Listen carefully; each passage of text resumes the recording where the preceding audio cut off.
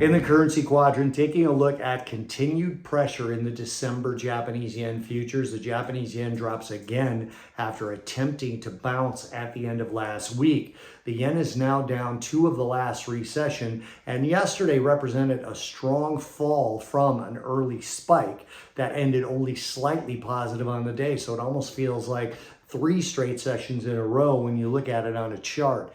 In the last 8 sessions, the yen has only finished positive twice. And if you look at it on a weekly basis, if this week finishes lower, we'll also have the yen lower in 8 of the last 10 weeks. The high today, 64.92 half. That was up less than 0.1%, 9 basis points to be exact. The low, 64.35 half, that was down almost 0.8%, down 0.79% to be exact. And as we come into the New York close, we're still down 0.43%.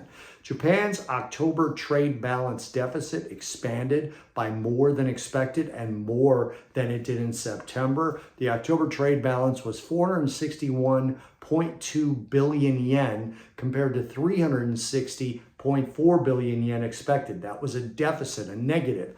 Last month's release was revised higher to minus 294.1 billion yen.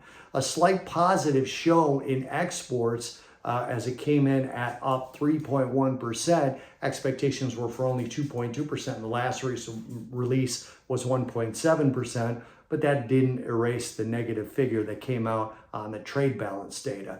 Price data tonight, we get Japanese National Core CPI along with Services PMI. The National Core CPI on a year-over-year basis is expected to drop to 2.2% from 2.4% last month. Services PMI, which is the preliminary reading for November, was in contraction territory last month in Japan at 49.7 and is expected to creep up toward 50. That could potentially boost the yen if we get negative CPI and a little bit stronger PMI.